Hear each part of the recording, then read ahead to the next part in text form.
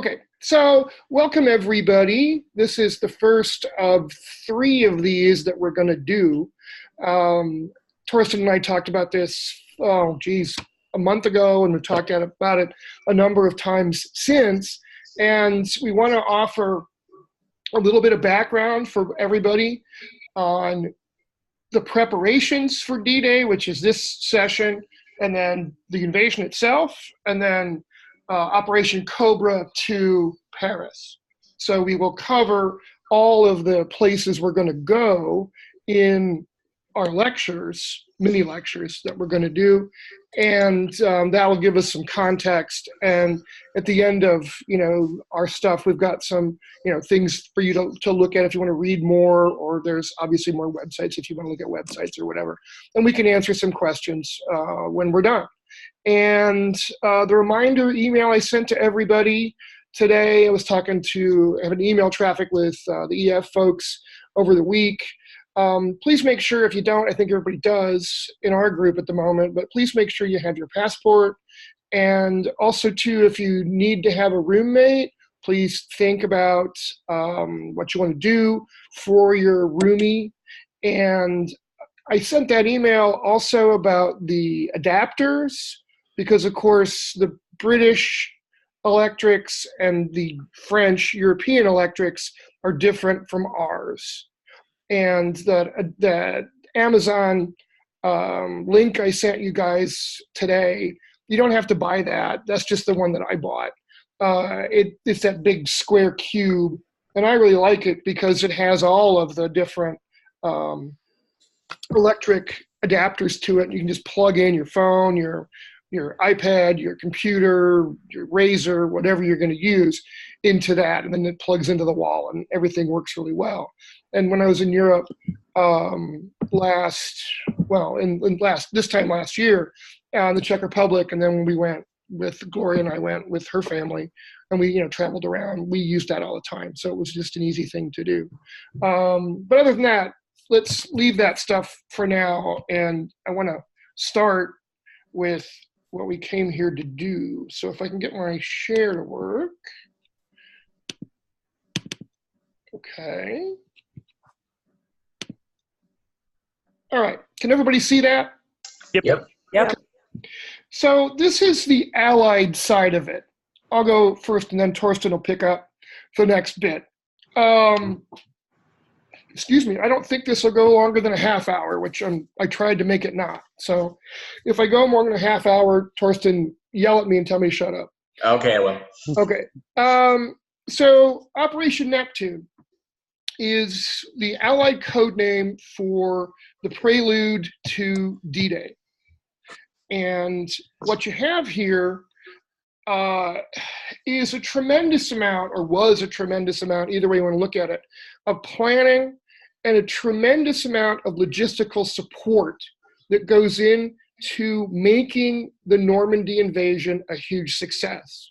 And for those of you who have military experience, military background, I know Greg does for sure, for your time in the Navy, you know how important logistics are to the success of any operation. And this one is no different. So for the Allies, beginning with the British alone to start, ever since the British defeat at Dunkirk in June of 1940, the British had been planning for a return to the continent so they could fight the Germans, especially after the invasion of the Soviet Union in June of 1941, which offered the British an ally on the continent. And, for those of you guys who do history, like Hannah and Ryan, Torsten, me, everybody knows, the British history through the 7 Years' War, the Napoleonic Wars, etc., World War I. The British always needed an ally on the continent because the British Army was never big enough in the 17th, 18th, 19th, and 20th centuries to be able to invade on their own. So this was a good thing for the British. They were thinking about ways to get back to the continent, even though they'd been defeated very badly. And the Soviet invasion helps them to, change and solidify some of those. Unfortunately for Great Britain, she did not possess the material resources nor the manpower to launch a full-scale invasion across the Channel. They just don't have it in the 1940s. All they could mount in 1940 and early 1941, 1942 were fights against German shipping in the English Channel, coastal water kind of stuff, not battleships and cruisers and submarines, but more fast attack craft, and cross-channel raids. They were very annoying to the Germans. There is no doubt of that. But in some ways, the local level, they were effective, where they could sink, 4 or 5 German E-boats. But, in terms of an impact on the war at a strategic level, it never really worked that way.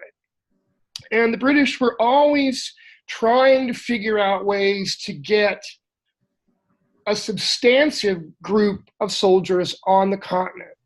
And the American entry after, of course, December 7th, after Pearl Harbor, changed British thinking and allowed for a whole bunch of new possibilities.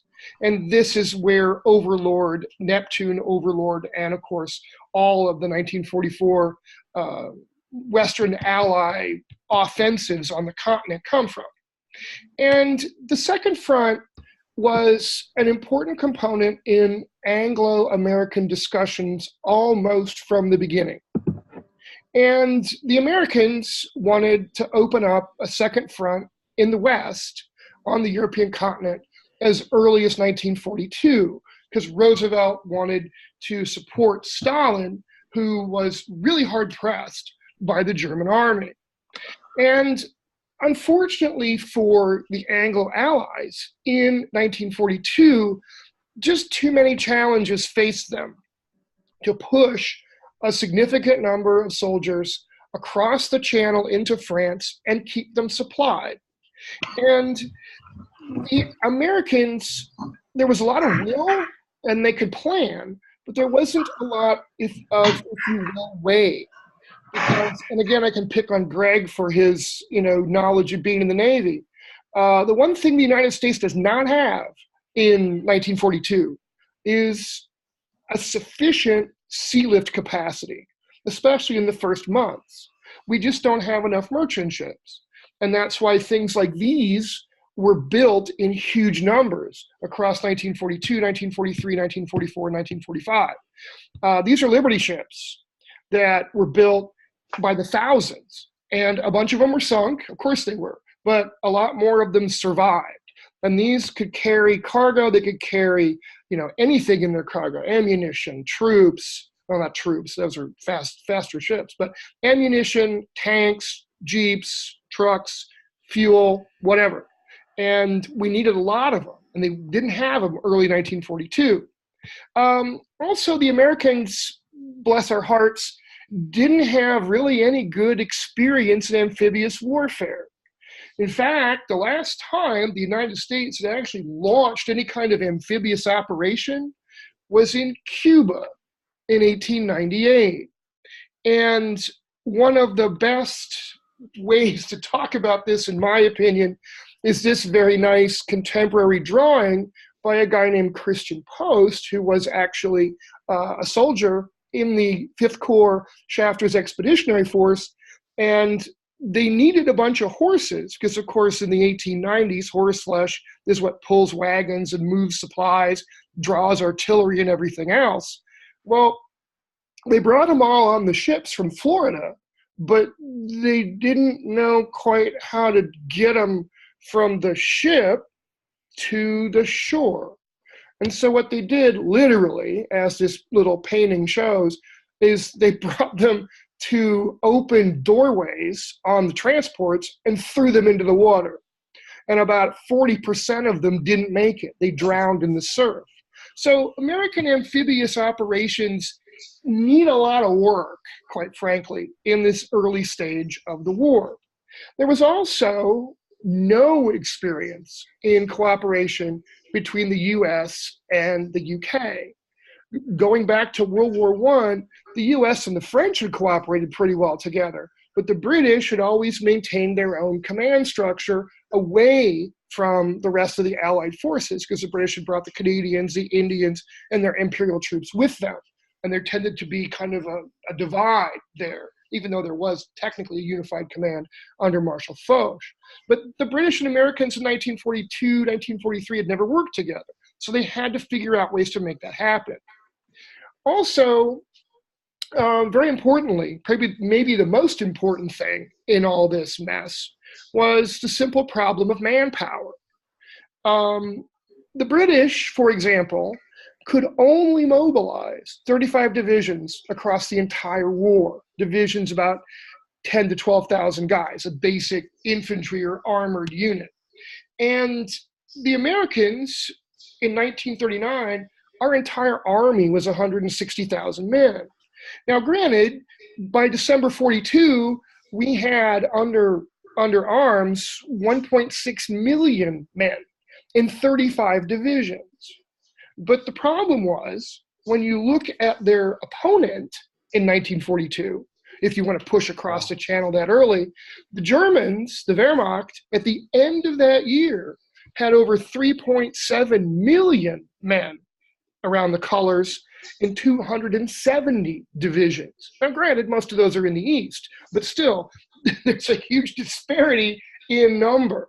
And so the Allies Anglo-American allies have to wait to build sufficient manpower reserves and material reserves, and they've got to learn how to do amphibious warfare and work together before they can make any kind of major cross-channel invasion. And so they begin to do this, slowly but surely. And the first attempt to move a significant number of troops across the channel and actually take something, do something significant, was in August of 1942, primarily the British, with a ton of Canadian infantry support. Most of the guys who are in this invasion are Canadian, and only about 50 American Rangers. There's a raid on the port city of Dieppe. This was not intended to put the Anglo-Allies on the continent to stay. It was intended to be kind of a dry run.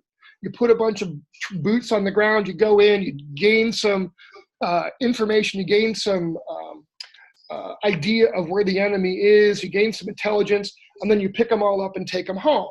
You don't actually stay on the continent because they didn't have enough troops, sea lift capacity, or staying power. They didn't have a way to supply them. And the Dieppe raid was supposed to work, but as it turned out, it was a complete disaster. The Germans were well prepared. They knew the Anglo-Allies were coming, and the casualty rates were, for World War II standards, phenomenal. 68% of the Allied troops that were deployed in the Dieppe raid were casualties, most of them Canadian. And it was a complete train wreck. And this is a photo, it's a German photo from the beaches with burning landing craft and a destroyed tank and some wounded guys that are soon to become POWs. This bad experience was followed by a somewhat better one, where the Americans, this is primarily an American operation with very little British support, Operation Torch. These are the landings in French North Africa to liberate the Vichy French North African colonies from the yoke of Vichy tyranny. And Operation Torch, on the 8th of November, it's staged actually from the eastern seaboard in large convoys, protected by large naval units. And they do a pretty good job. They are able to put a bunch of boots on the ground, but the landings were almost completely unopposed. The Vichy French troops, for the most part, did not want to fight. And it was, pretty, like this picture shows, from near Tunis in North Africa, the Americans just kind of flowed forward, and it wasn't very difficult at all. Or not Tunis, sorry, but near Algiers in North Africa. And, but even then, when there wasn't any opposition, the Allies, the Americans in this case, faced a tremendous amount of problem. Even though they'd laid their plans, troops landed late, they landed on the wrong beach, units got intermixed and confused, the logistics broke down, and even when there wasn't anybody shooting at them, it didn't always work according to plan. One of the last dress rehearsals before we moved north, and this is a pretty reasonable one that works pretty well, were the landings in Sicily in July of 1943. Now, granted, the airborne that were supposed to support the infantry landings on the beaches were pretty much a disaster. The American airborne got kind of blown all over the place and didn't land where they were supposed to all the time. And the British airborne that you were using a bunch of gliders were supposed to take one of the port cities on the southeastern coast of Sicily, and a bunch of them went into the water, and a bunch of the guys in the gliders drowned. So that didn't work the way it was planned, because the best laid plans of mice and men. And also, too, the seaborne landings, these worked pretty well in Sicily, because the Italians did not fight on the beaches. They wanted to draw the Allies inland and then fight them. So, but even in those cases, the difficult weather hampered the landings. And here's a photo of the British, one of the British beaches, and they're having a tremendous amount of time getting their troops from the landing craft into the beaches. And here's a bunch of guys in the foreground trying to dig in and create defensive positions, et cetera, et cetera. So slow but sure, and in not, let's say, baby steps, but slow but sure, the Anglo-Allies are gaining experience, they're gaining their sea lift capacity, and they're figuring out how to work together and how to make sure they can put boots on the ground and sustain them in these invasion environments. And this is a lot of work, and it's a lot of planning, and it's, again, it's logistics. Logistics is important. Okay. Now, this is when you've done all these dress rehearsals, the Allies move forward, the Anglo-Allies move forward to put a large number of guys on the European continent in France. And moving the necessary manpower and material across the channel and keeping it supplied, and this is a really important component, was a really daunting task. And the Anglo-Allied command worked out the problems in really unique ways, because the British and the Americans needed ports to be able to move the tremendous number of reserve troops, the tremendous amount of supplies, the new trucks, the new tanks, the new everything you were going to need, and all of the new reinforcements you were going to need. They needed the ports to be able to do that. Problem was, the Normandy coast, except for Cherbourg, way up on the Cotentin Peninsula, there are no ports. So the Allies had to make their own. And this is really pretty cool. And the Allies had to figure out, first, the right time of year to invade. And there's a lot of argument between the British and the Americans on which month, which day, blah, blah, blah.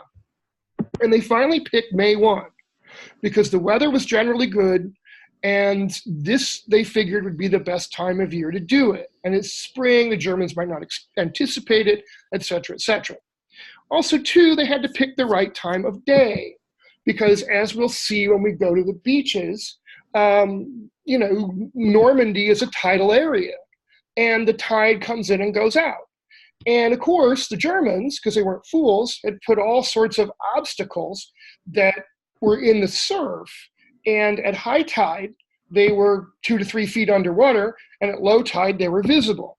Well, the army wanted to invade at low tide, so they would the Navy wanted to invade in low tide so they could see all the obstacles in front of them, and they could avoid, landmines on these obstacles so that their landing craft wouldn't get destroyed, because they'd have to go drop troops, come back, drop more troops, go back to the troop ships, drop more troops.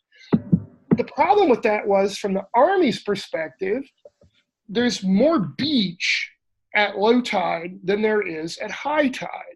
And the Army wanted to put the troops on the ground at high tide, because that made the beach area shorter.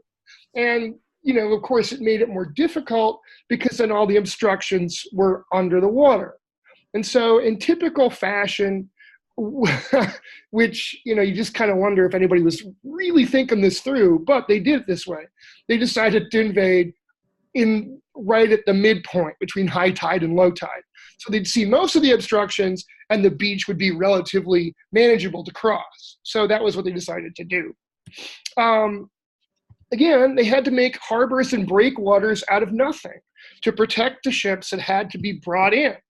And the gooseberries and the mulberries, the gooseberries were these sunken line of older merchantmen that were almost useless for anything else. And they were sunk stem to stern, and they were sunk in shallow water with the upper works showing that could act as a sheltered harbor for merchant ships to be brought in and then unloaded and then moved right back out and sent back to Britain, and then they just cycle through again and again and again.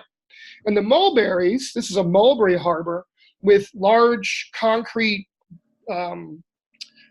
barges that are sunk on the outside of that harbor.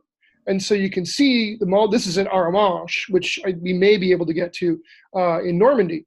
And you've got the gooseberry out in the middle of the harbor, and that's those big long bridges, pontoon bridges, where you unload the whatever it is, and you drive them onto the beaches and on into the hinterland, okay?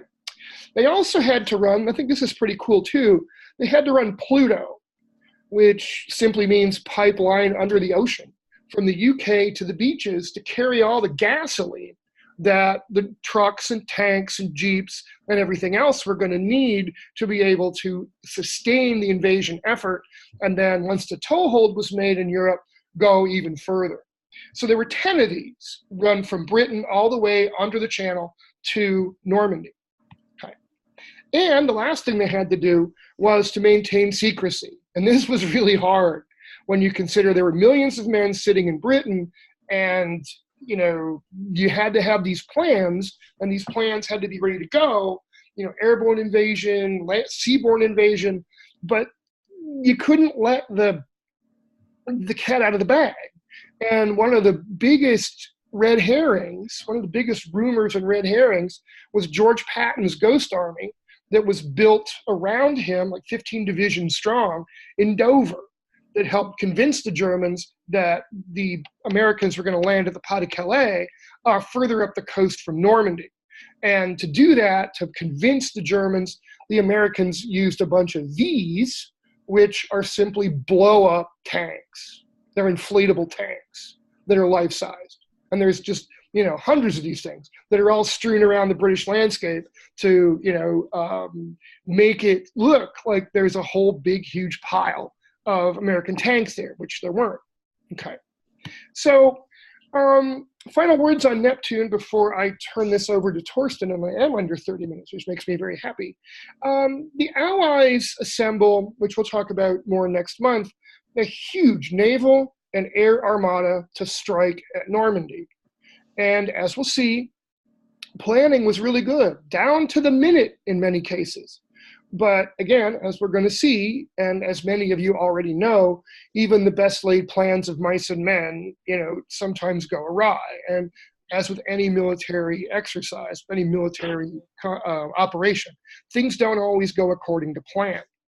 The campaign of misinformation that the Allies, put forward in the months before June 6th really convinced the Germans that the Allies would land at the Pas-de-Calais and not in Normandy. And it really helped the Allied cause. The German beaches here in Normandy were well defended, and a lot of defenders, and tourists will talk more about that, fought real hard. And, but the Mulberry harbors and a constant flow of supplies, and we'll talk more about this next time, total Allied tactical air superiority were the keys to the Allied success in the weeks following the invasion. Okay. And if you'd like to read more about Operation Neptune, which I did a very quick little thing on this, one of the books I really like is Ken Ford's Operation Neptune, which is done through Osprey. And you can get this on Amazon, and I think it's $14.95. And if you have Amazon Prime, like we do, it's free shipping and it'll arrive in 2 days. So there's a bunch of these campaign series books that are a lot of fun. They're not really expensive. There's a lot of pictures in them and a lot of nice maps and color stuff. So it's a good read, and it's a very, very good introduction to this whole thing. So, okay, I am done. Oops, and obviously that's Omaha Beach. So, okay, Torsten, I'll stop sharing. Okay, it's my turn. Can you guys all see me and hear me? Good. Yep. Yes, all right, wonderful. Now I'm going to start sharing. And here's my slideshow. Okay, can you guys see that? Yep. Okay. Oh yeah. So this is my first slide, and I'd like to thank Doug real quick for this awesome introduction to my own little mini lecture now. Doug mentioned a few things that that I'm gonna also want to discuss a little bit. So Doug talked about the Indians, for instance, in the British Army. Doug talked about the fact that the war, the Second World War in Europe for the Germans was lost in the East, right? So this is very, very important. And the first thing I want to do is tell you where my pictures come from. And I want you guys to look at this picture that I have right here, right? So Doug just explained that it was a tremendous effort on the sides of the British, the Canadians, and the United States to move all this equipment, to move all this men, to move the material. The Germans couldn't possibly do that, because the Germans did not have the economic capacities. They did not have the resources. The war was not going the way that they wanted to. The other thing that we shouldn't forget is that the United States had basically morale on their side, as this quote by Roosevelt here shows very well, right? They fight not for the lust of conquest, they fight to end conquest. They fight to liberate, right? And you see here, the Americans were ready for that, right? So this is the only picture that I have that comes from American sources. This is actually a Navy picture, but it's in color, and I think that was kind of important. So I have a few more pictures that I want to show you guys. These color photographs from Germany all come from Heinrich Hoffmann, who is Hitler's personal photographer, and that kind of gets me, into the nature of Nazism and who are the Nazis, and why is the planning on the German side a little bit different than it is for the Americans, right? The other pictures that I have are in black and white, and they come from the German National Archives, right? So these are photographs that were taken by German army photographers, by photographers that work for the propaganda ministry and similar organizations. So let me go ahead here. Let me explain really quick what happened to Germany between 1933 and 1945. Germany was not a democracy, of course. Germany was a fascist dictatorship. Fascist dictatorships have totalitarian leaders at the helm, right? So we have here Adolf Hitler and Hermann Göring. Why do I put these people up? Well, of course, Hitler is the leader of Nazi Germany. Hermann Göring is also a leader in Nazi Germany, and as you can see on his beautiful fantasy uniform here, he is the highest general in the Air Force, which makes him the leader of the German Luftwaffe during the time of the D-Day invasions. And as you will see later on in not this lecture, but in the next lectures, the Germans did not have a whole lot of air support there, right? So the Luftwaffe, the German Air Force, was not doing their job, partly due to the nature of the fascist system, right? So let's look at Adolf Hitler here. This is, of course, also not really a professional. Hitler is the leader during the invasion of the German army. So ultimately, he always has the last word. If he is convinced that the Americans will land at Calais, then he will have his last word, and he will make sure that the panzer troops that are under his direct command, let me make that clear, that they're actually at the wrong spot at the wrong time, right? So the Americans, the British, and the Canadians were really smart about leading on these German fascists here, right? So what happened to Germany is that, long story short, Germany lost the First World War. Then we had a very short period of democracy. The first time for Germans in democracy ever was the period of the Weimar Republic from 1919 to 1933. Nevertheless, the Germans were not as fortunate as the Americans right after the First World War. The economy was in shambles. Of course, the Germans had to pay reparations, which the Treaty of Versailles included, a clause that said it was the Germans' fault. They started the war, so they can foot the bill now, right? So the Germans have to pay for that. Ultimately, with two very bad periods of inflation, one in the early 1920s, and then of course one in the late 1920s, the Germans tended to associate democracy and freedom of speech and the republic with chaos, with economic weakness, and many Germans considered they would have loved their emperor back, but the emperor had left, and a Bonapartist solution was Hitler, right? So Hitler and his stormtroopers looked a little bit stronger than any other nationalist parties, and that is why the Germans voted for Hitler and for his coalition, right? So he came into power through a coalition government.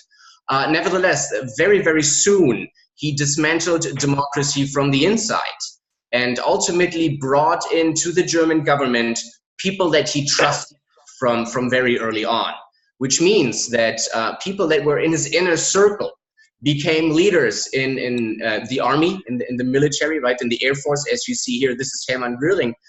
Göring was a fighter pilot in the First World War. He was an officer, but he was not a staff officer. He was not fit to lead the entire Air Force. He had problems with drugs. He at one point of time had crashed an airplane. He got wounded in the war, and so he got used to morphine, and he was just unreliable as a leader. Nevertheless, because he was such a famous person in the early 1920s, Hitler courted him, and he attached himself to Hitler and the Nazi Party. That is why he became ultimately the high-ranking general that you see here in a fantasy uniform. So this is what you need to know about the nature of fascism and the nature of the fascist government, and how the fascists actually run their state, their war effort. Ultimately, what you would have then is, of course, the Nazis hated the Treaty of Versailles, and the one thing that Hitler had always promised the people that originally voted for him in the 1930s, he promised them that he would get rid of all the stipulations that the Allies had put on there. So number one for Hitler was that he wanted to get rid of the Polish state, right? So he considered Poland his own territory, right? He definitely thought that there would be a war coming, but he kind of tried to keep this a local war. So he did not anticipate, a fight with Britain. He actually considered the British a cousin people, right? So Hitler, of course, with his fascist, xenophobic worldview, he actually thought of the English as Anglo-Saxons. So he really tried hard to not get into a world war, and that didn't, of course, work for him, right? So the first phase of the war, and we can, as German historians, we always cut this Second World War into two periods. The first period is from 1939 to 1941, when things looked really well. The Germans applied a strategy that we all know in the American English, it's Blitzkrieg. In German, you also pronounce it Blitzkrieg. And basically what that means is, what we should not forget is that Hitler was a gambler, and he was not a professional soldier, not a professional politician. What he did, he had his basically shoestring operation going on. He had his army strong enough, and he had his Air Force build up in a way that he could move tanks and airplanes together, and that's all that Blitzkrieg is all about. You use the Air Force first to soften up the hinterland, and then use your tanks to put a breach into the enemy lines. This looks all very fancy, but if you are a German historian and you're looking at the German army was not fully mechanized. There were a lot of units that actually still had horses.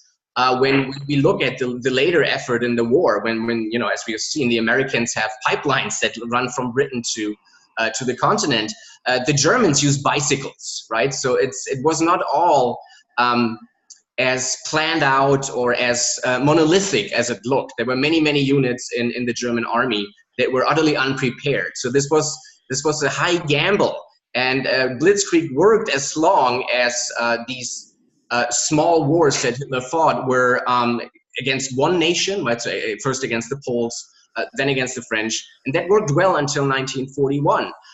Then Hitler did something that is really utterly stupid, to say that. He's not a professional. Again, all of his generals said, this is a bad idea, we shouldn't be doing this. However, Hitler is a fascist who lets himself guide by his own feelings and emotions, and Hitler thought that Russia would do exactly what they did in the First World War, which is basically, you know, fall over and die. What Hitler didn't realize is that Stalin was a very formidable opponent who had sledgehammer industrialized his country over the last 2 decades, which of course wasn't good for the Russians, especially not for the Russian peasants in Ukraine. However, Stalin had the capacity of, you know, just like the United States, huge resources, right? So iron ore, you know, he has the ability to make steel, there's coal. Stalin has a lot of stuff that the Germans don't have. Ultimately, Hitler got bogged down in Russia, right? And his blitzkrieg didn't work anymore when his armies got basically snowed in almost at the gates of Moscow. This you know, fast war, this blitzkrieg, this lightning warfare did not work anymore, and it became a war of attrition. And this is where the problem lies, and this is why the Germans lost the war. It is amazing that they held on for that long. It's really, you know. However, Hitler, very early on, after the Battle of Stalingrad, after the Soviets had learned that they can defeat the Germans, that, you know, the Germans are not these mythical blitz warriors that are undefeatable, Stalin realized that we can win, and what we will do now is try really, really hard. And that's what they did, and ultimately they pushed the Germans back out, right? So after Stalingrad in 1943, the war was not going well for the Germans anymore, and the war was lost in 1943. So as I said, it was the Russians who won the Second World War. Of course, as people see today, it is very, very important that the Americans come in, open up a second front. That was basically the end for Hitler. So the Allied landings are very, very, very important. What it comes down to now is that Hitler was worried about Allied landings, and almost from 1941 onwards, right? So Hitler had gotten France, had you know, the entire Western continent under his thumb, basically. And what Hitler wanted to do now is secure his Western front. Now, what we need to know about the fascist system is that Hitler, as a fascist, as an active and believing social Darwinist, Hitler was not really all that smart about resources. So what Hitler would do is he would always build up different power pyramids. And then, you know, the SS would have, for instance, one power pyramid, right? The Air Force would be one power pyramid with different people on top. So Himmler, for instance, and Hermann Göring would fight over resources, right? So now what Hitler is trying to do is he's trying to put professional managers and professional soldiers in positions, in powerful positions, in their own organizations, in order to structure and go through with the defense of Western Europe. Now, what Hitler originally wanted to do is a string of defensive fortresses all along the western coast of Europe. Now, in 1942, this idea came to his mind, you know, crystallized, that what he really wants to do is a Atlantic wall, so a gigantic string of fortresses that are basically gigantic reinforced concrete bunkers with walls about 13 feet thick, which, you know, are steel and concrete, so the concrete becomes a little bit more pliable, and it won't crumble when it gets hit by a direct hit, right?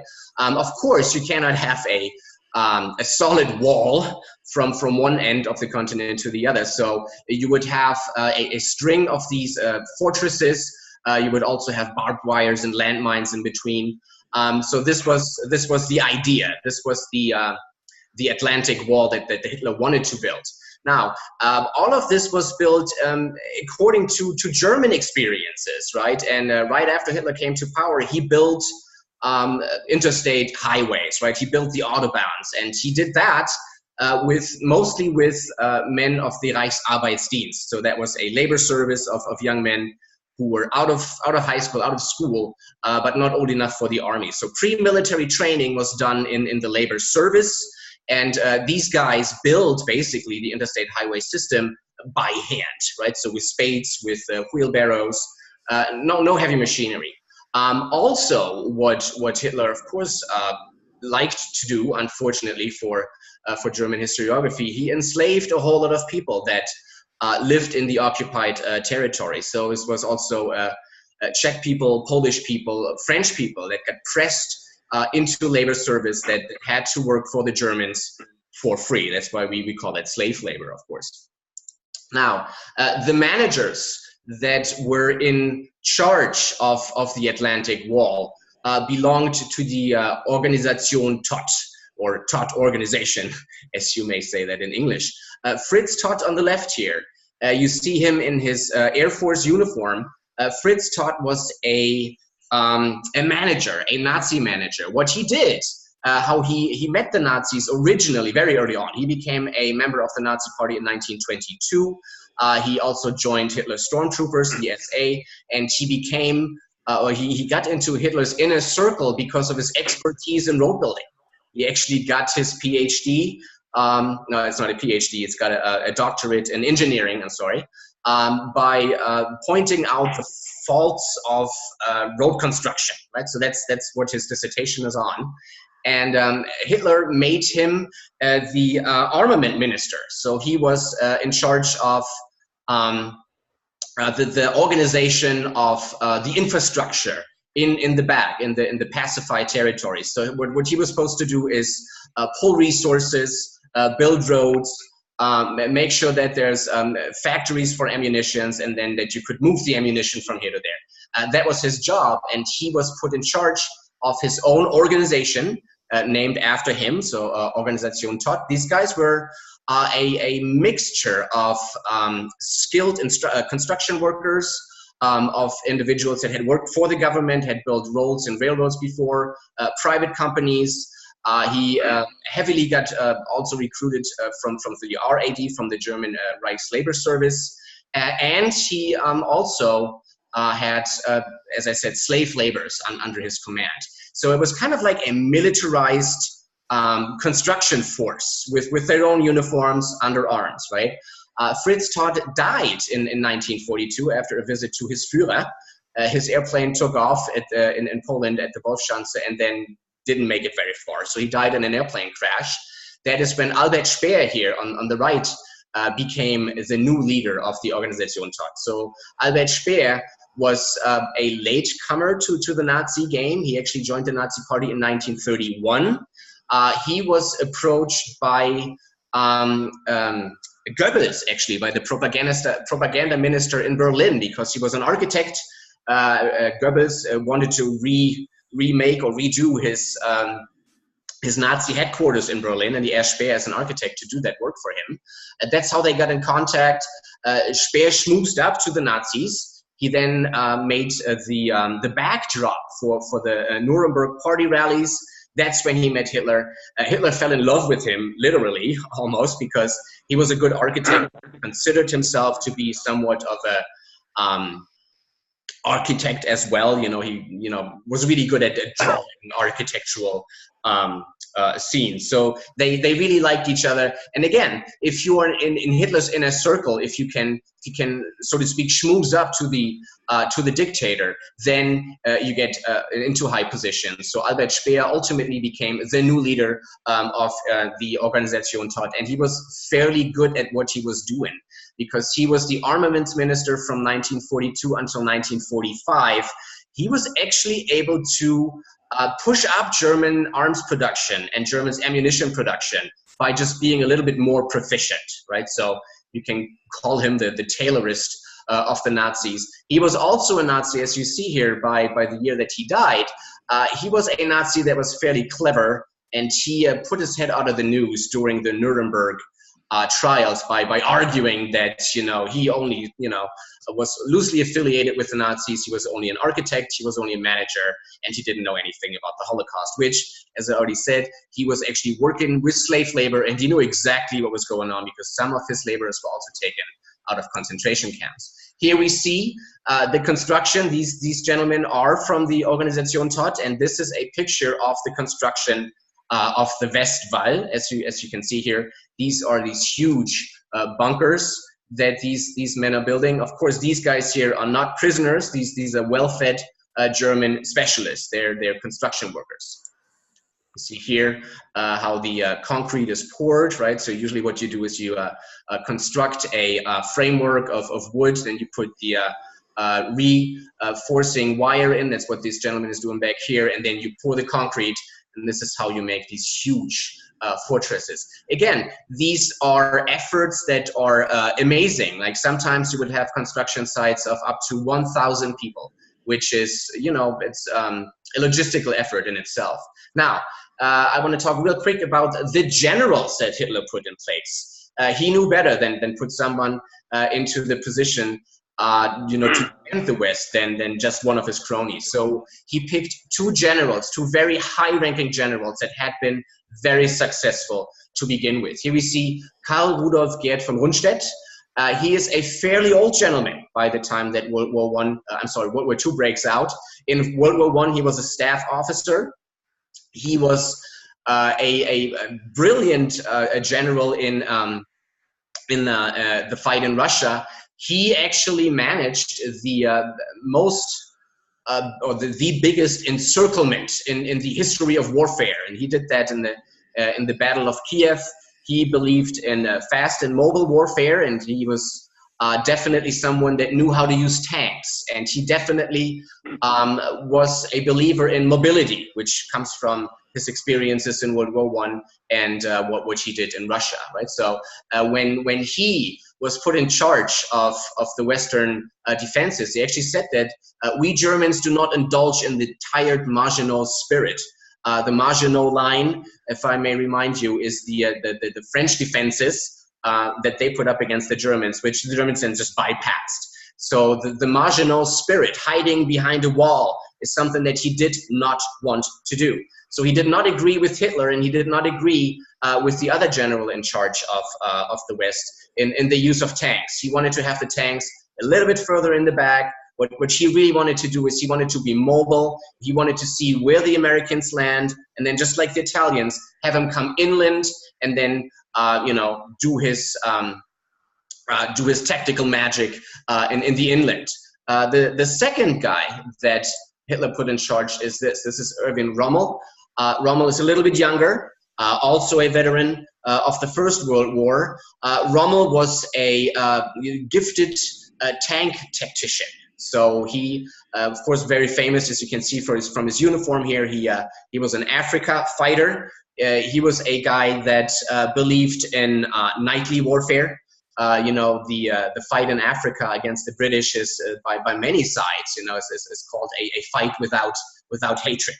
Right, so he would give quarter to POWs, right? And his theory on the defense of the Western border was different, right? So what he wanted to, what he said is this: the enemy must be annihilated before he reaches our main battlefield. We must stop him in the water, destroying all of his equipment while it's still afloat. So what he meant to do is have the tanks close to him, close to the coastline. What he really intended to do is make sure that the enemy does not get inland, which if you have, again, two power pyramids, you have von Rundstedt on one side and you have Rommel on the other side. Both of them are pulling resources. We can of course pull up the order of battle. As Doug said, there were many German troops, especially well-trained German SS tank units. Nevertheless, the Germans had been fighting a war for quite some time. The Germans were spread out very thin. And what you had, or what Rundstedt and Rommel had basically were units that to some extent were made up of older men. The average age for a soldier in France, in Normandy, was 35. So these guys were not young men that were all gung-ho, right? So these guys had families. They also knew that the war was not going all that well, and they knew that they were fighting the Americans. So, you know, if you're in a position that where you see lots of Americans coming at you, and you're at a spot where you don't have all that many Germans that defend, you know, all I'm saying is that these men may not have been the most zealous fighters. You also had in France, and especially in the East, the west of France, you had Genesenden Bataillone, which were battalions made up of men that were absolutely not fit for service at all. People that had gotten diseases in Russia that were put back in hospitals in France, people that had chronic diseases, right, that were really not fit for service. These guys were basically doing a lighter version of military service. Again, not people that you would put into a front line of a really huge invasion. The other groups that I haven't talked about yet are Soviet prisoners of war. Now, these guys were put there for a purpose. These legions, the Ostlegionen, were made out of individuals that the Germans had taken out of POW camps. Now, some of them were just people that hated Stalin, that wanted to fight for a Russia that was free of Stalin. Some of them were made up of people or of nationalities that just didn't like the Russians, period. Soviet this, Soviet that, they didn't like the Russians. So many of them just wanted to not die in a POW camp, and then said, okay, I will volunteer for you. So the Eastern Legions, as the word legion implies, were made out of people that came from specific nationalities. They were concentrated into the German army. They were fighting with their own national units, and they were, for instance, made up of Azerbaijanians, basically Soviet prisoners of war. You also had Indians, especially at the Normandy beaches. You had the Legion Freies Indien, which also very interesting that they were positioned right there. These were actually Indian POWs or expatriate Indians that lived in Europe. They were also put on the defenses. That the Nazis were thinking that people who didn't like British people at all, would fight really, really hard. Now, as I said, Doug said there were many well-trained soldiers there. There were also tank units there. Nevertheless, all of these units were short of men, short of air support. They didn't have enough tanks. They didn't have enough fuel, and they also did not have enough ammunition. Here's a good picture that the German sources had. These are soldiers of the Freies Indien, of the Legion Freies Indien. Here you see a bunker. This is a defense bunker in Normandy in February of 1944. And actually, you can see that these are not like young spring chickens. These are older men. Some of them are really not fit for frontline service. So the German army was really not that good in shape right now. The other thing that I want to point out real quick, and I'm coming to my end here, is that again, Hitler was a guy that thought that he knew everything about warfare. So he believed that the Allies would actually attack at Calais, because that's the shortest difference between Britain and the continent. So the Allies wanted Hitler to believe that. Of course, we've seen Patton's dummy army.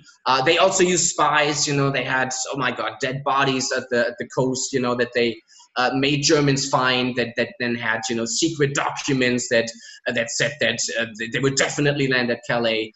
So von Rundstedt was definitely fooled. He had no idea where the invasion would come. Now, the other thing, of course, is the timing. When would the invasion come, right? So originally, the invasion was planned for June 5th. Eisenhower then says, the weather was bad. Okay, we'll do it on June 6th. June 6th is also the day of the birthday of Rommel's wife. So Rommel, the guy number 2 in charge, was actually not there. Right? He left the night before. And when he heard that the invasion that the Allies were invading, that the troops are there. He heard it from back home, so he had to rush back. So as you see, the Germans, and I can stop sharing now, were more or less unprepared, which had to do with the fact that their army was not led by professionals, right? So I mean, it was Hitler, and therefore the management system and put in place later on was they tried really hard, but unfortunately they had no chance because of the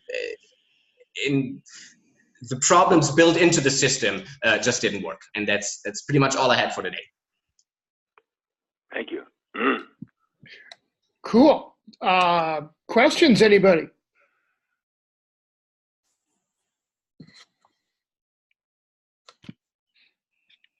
Nope. Nope. Nope. If you have questions, please give them to us. Yeah, we're happy to help you out and talk to you. The other thing is, if you come up with a question, you can always email us too. We'd be more than happy to elaborate. Yeah. One thing Go ahead. Yeah, good. One thing I had was for the invasions that they had in the Pacific, did that help the Americans out at all with the European invasion as well? For the island hopping that they did in the Pacific, did that help prepare them a little bit? Yeah, it does. I mean, anything that gains experience, and especially the early 1942 invasions, the whole thing in Guadalcanal and some of the other islands were just real. I mean, it was just, they made a hash of it because the Navy was not used to working with the Marine Corps, putting boots on the ground. And so sometimes the naval gunfire would lift too early. Sometimes it would lift too late. The landing craft would get spread all over the beaches. And it took, several, attempts to figure out how to make this stuff work and not kill a bunch of guys by friendly fire or, bombard the wrong part of the beach or whatever the heck they had to do. So, this is, you're right, Larry, there's a lot of experiment and experience that goes with that. That's true. Yeah. And a bunch of the ships, we'll talk about that next time, but a bunch of the ships that are the heavy units, the destroyers, I don't know about so much, but the heavy units, the battleships, a bunch of those were in the Pacific and had done bombardment in 1943 in some of the island campaigns. So they were brought over to Normandy because they had experience at doing what they were doing, and they were good at it. You ready? I've got a question. Yeah, sure, go ahead. You mentioned that there's been a lot of historians writing books on the specific operations. I was wondering if you knew of, or if you had a book list of some of the operations that happened in Italy, if historians, particularly like Anzio in Sicily. Mm-hmm. Yeah, I can get you some of that. Cool, thank you. No problem. I also had another question. Sure. So I've heard that in the summer you guys are going to do like 2 classes to kind of go along with this. Is that going to be during the D-Day invasion, or is it going to be after the tour will actually, well, the course will be both before and after, because it'll be an 8-week long class. So, if you take either or both of those courses, we'll be in, you got a cat, we'll be in Europe when, some of those things are due. So, yeah. Okay, sweet.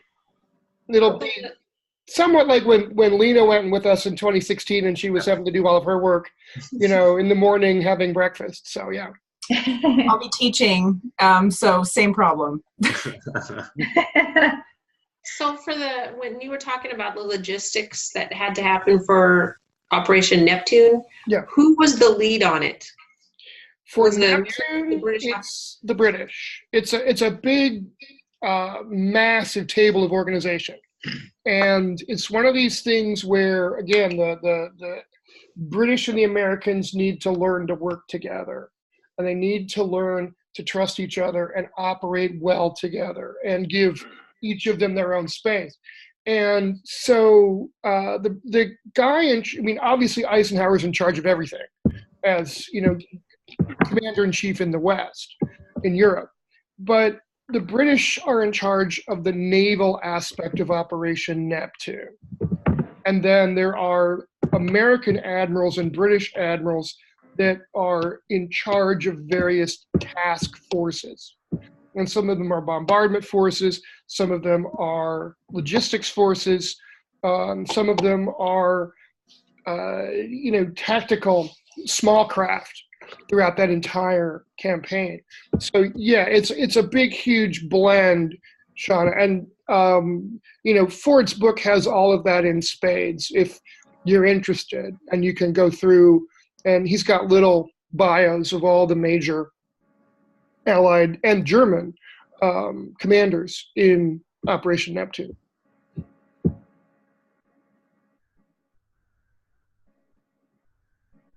That was an interesting question, issue, Doug. The relative participation of the British and the U.S. armies. Being as parochial as we are, I have always assumed they were all U.S. naval ships, but No. From what you just said, there's this considerable contribution from the British Navy too. Yes. I mean, the heavy units, a number of the heavy units are British. The Rodney, the Warspite, the big battleships, and their cruisers and destroyers. It's a major blend. Of course, it's not like you've got an American battleship and a British battleship together. The task groups are uninational. They're just one nation's task group. So all the ships in like Task Force A are American, Task Force B are British, and each of them are assigned their own section of the invasion beacons. And that's right. They had the different beaches. So there were two. Yes. So the British beaches, whatever they were, Sword and Juno, they were supplied by the British Navy, and then the American Navy supplied the beaches we went on, and then the Canadian beach. I don't know which Navy. British. But anyway, okay. Now I'm getting a picture. Okay. No, you're right. You're right, John. Yes. The British supplied naval gunfire support for the Canadians as well. Okay. Yeah. Good enough. Thank you. Yeah. Okay. Well, that was really interesting to get those two viewpoints, and I don't know about you. Well, you guys probably have all had dinner out there. You guys are 2 hours behind us. Yeah. Right. Yeah. A little. Yeah. So I don't know about the others, but I'm going to say goodbye, and thanks very much, Torsten and Doug. No problem. Thank you. We'll do it again next month. Okay. Yep. Great. So thanks, everybody, and we'll see you again. And if you have any questions, obviously email us, call us. We'll do what we can to help you out. If you need book titles, I'll send those to Michelle. Let me know, and we can come up with a whole bunch of readings for you if you want. So and I shall put a book list together too. I was not even thinking. That was not even on my horizon yet. So yes, I can do that too, of course. Okay. So Doug and Torsten. Yeah. As an English professor, I'd just like to say if people are interested in the literary side of this, There we go. They might enjoy reading The Longest Day, There you go. which covers the side on the continent. And there's an entertaining look at Neptune called The Magic Army, which takes place in the southern part of England. So it's a little bit more fanciful than The Longest Day. But those are a little less of the historiography and a little more of the human pathos of the situation. Yeah, you're right. Yes, good. And of course, the movie The Longest Day is well worth I like that movie. Yeah. the time as Oh, well. Yeah. It is a bit triumphalist American, but still, it's a really good film. It was well made. Yeah. Okay. Wiedersehen. Auf Wiedersehen. Wiedersehen, you guys. Thanks, everybody. Talk to you soon. See you guys later. Bye.